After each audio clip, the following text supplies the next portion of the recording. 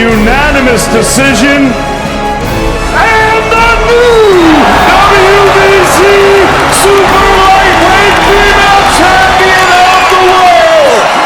Motherfucking relay. We're covering today's top boxing news. Okay, let's start with this. Herring is eager to unify the 130-pound division, beginning with Berchelt.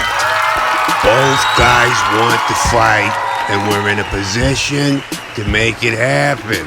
Miguel is coming off a terrific performance versus Vargas, and Jamel looked sensational tonight against Ito. I congratulate Jamel Herring on a terrific win. Berchelt told BoxingScene.com. I look forward to fighting him for our 2 titles in the future. Herring hasn't even fully yet absorbed the words "and the new," but is already willing to cut straight to the chase, especially since his next potential foe thought enough of him to travel from Mexico to take in a night at the fights. That's what I respect about Berchelt. He signed with Top Rank last year with the intention of unifying the title, notes Herring. He has always aimed for the winner of this fight and was very respectful to me before and after. We both understand. We have what the other wants, and I respect that he wants to unify and made the moves to put himself in that position.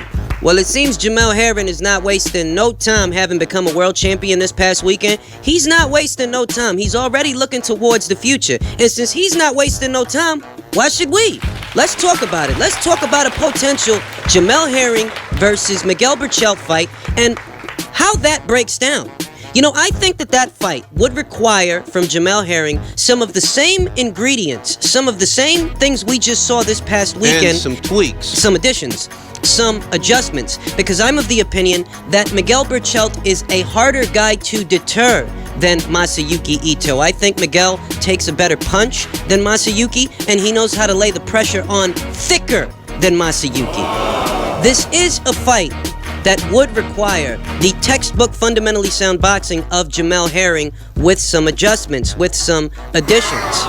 You know, the jab up top and the straight downstairs was enough to get a lot of respect from Masayuki Ito. He couldn't find his way around that southpaw jab, and that southpaw jab greatly affected him throughout the course of this past weekend's fight.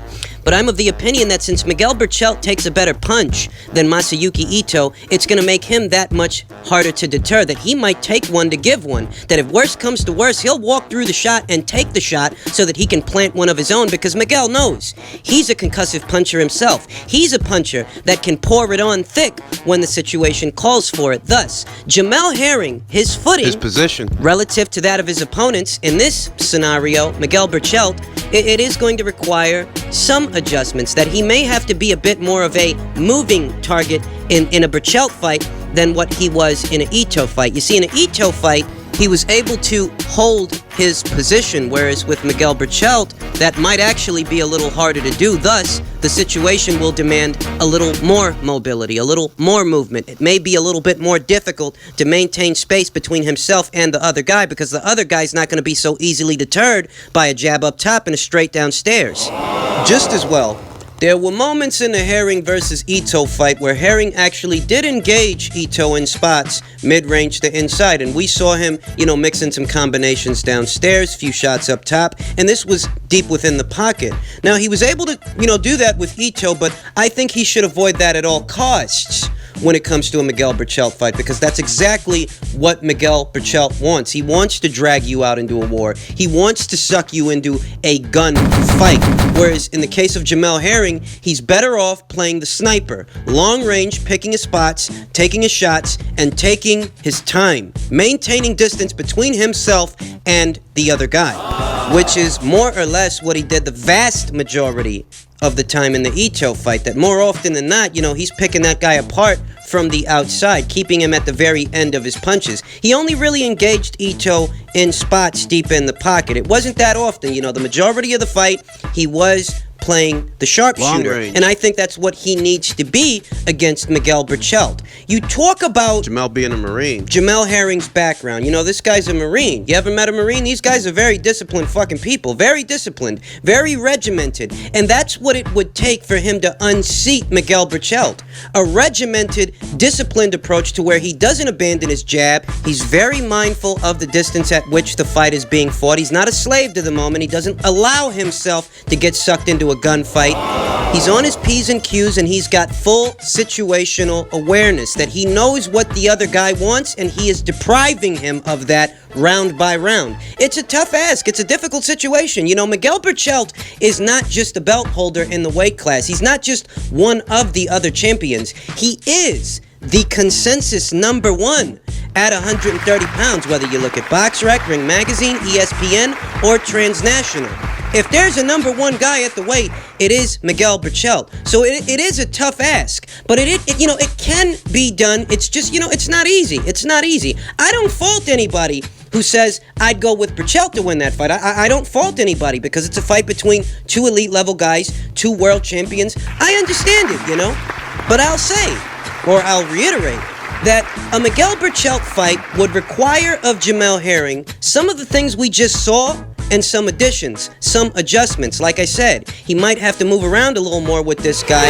This guy decides to up the tempo. You don't want to find yourself trying to hold that position. Rather, you distance yourself from that guy gradually with every shot. Don't just stand there with the guy and let him suck you into a war. You move around that guy, you box around that guy, you turn that guy, you pivot on that guy, you understand? Because that guy wants to make it a gunfight, and that's what you've got to deprive him of. That's more or less the kind of game plan I think they would have to employ against Miguel Berchelt. Just one man's opinion. And the beauty of it all is, this is honestly one of the best fights the division could offer the fans, because we already know, Davis versus Farmer, don't hold your fucking breath. That thing's been in the wings, in the works, on the shelf for how many fucking years now? The politics of boxing prevent that from happening. But this fight here involves two world champions that are on the same side of the street, and both guys want it. Berchelt wants it, Herring wants it, Bob wants it, and the fans want it. So it's all there. There shouldn't be any problems. We've got to hold Bob to the same standard that we hold everybody else. We have to expect that Top Rank will deliver this fight, because there's no reason they shouldn't. There's no reason they shouldn't be able to deliver this fight in a timely fashion.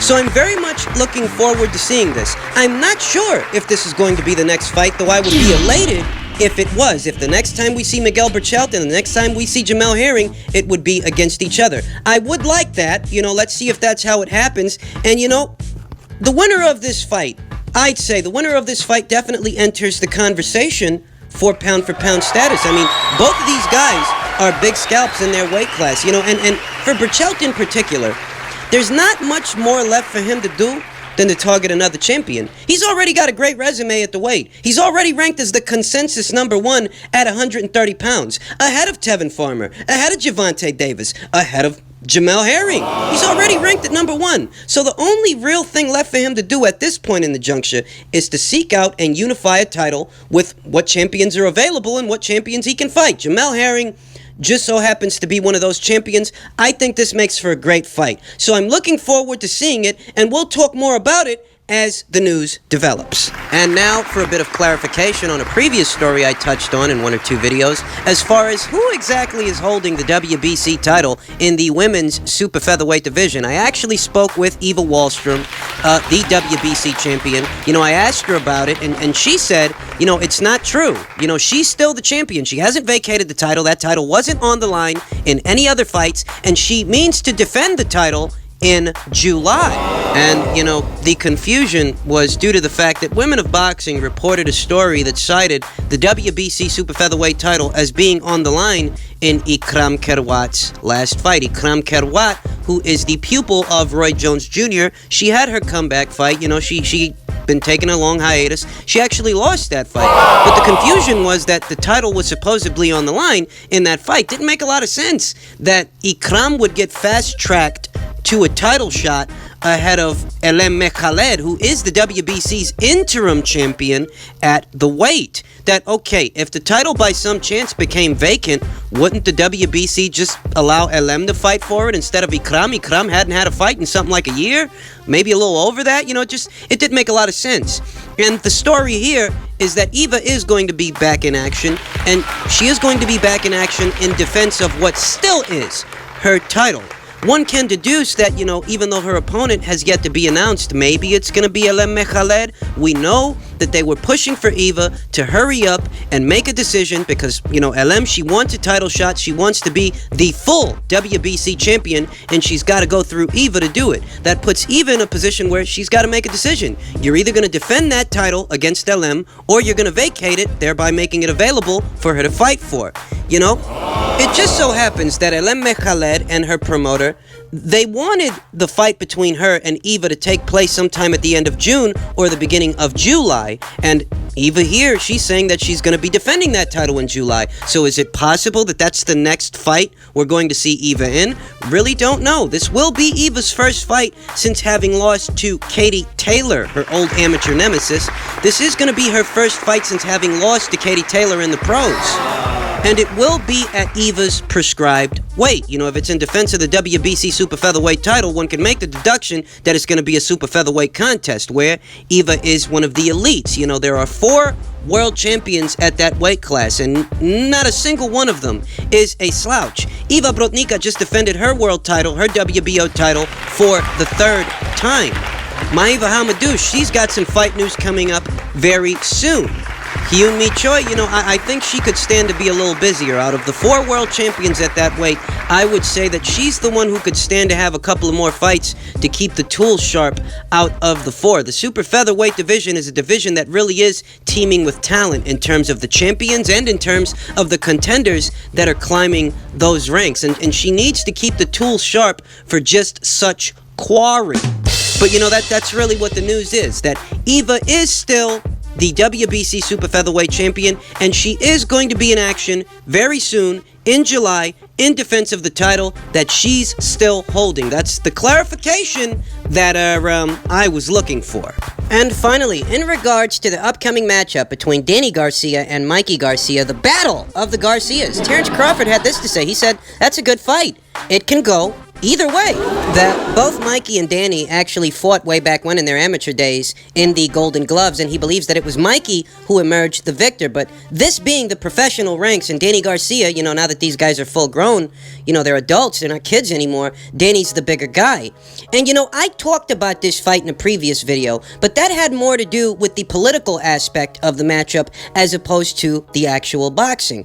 And Danny Garcia, Mikey Garcia, they are both boxer punchers. They're both of them. They're both boxer punchers that are defensively sound with a very balanced approach of both offense and defense. Neither one of these two guys is callous or cavalier or reckless. They don't compromise defense for offense. These are both well-rounded boxers.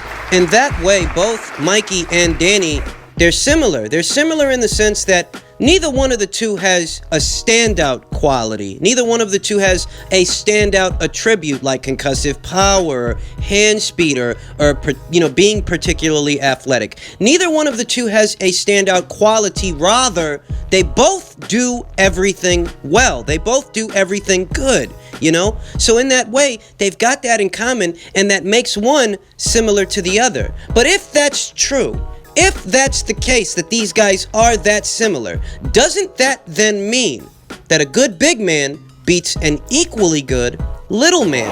That if these guys are just as good as each other, then Danny would be the way to go. Danny would be the safe bet because he's the bigger guy. That's one way to look at the fight. But yet another way to look at the fight is, what? Is Danny equally as good as Mikey Garcia? I mean, is he really?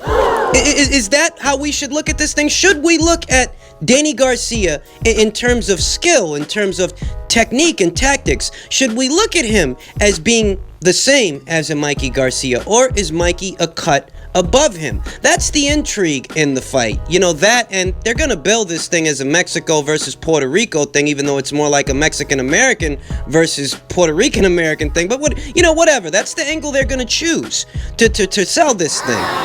But in terms of the matchup itself, the actual boxing, is it safe to say that Danny and Mikey are pretty much on the same level? It's just that Danny's bigger, and because Danny's bigger, he should be the one to get the edge. Is that how we should look at this thing? Interesting tidbit about Mikey Garcia's fight with Errol Spence. Errol Spence landed something like, 375 punches? Punches landed, okay? He landed something like 375 punches. Mikey didn't take a knee. Mikey didn't go down. Errol Spence is supposed to be this massive puncher, boogeyman, everybody's afraid of him, all that jazz. That boogeyman hit Mikey Garcia 370-something times, and Mikey wasn't fighting back. You guys saw the fight. Mikey wasn't doing nothing. He was just absorbing the punches, surviving as best as he could. But what's notable about that fight and how it relates to this fight is that Mikey didn't go down, and Mikey wasn't ever really hurt. You understand? He was never necessarily on Queer Street. He was just hanging on and surviving, going into armadillo mode, but he was never actually in any trouble.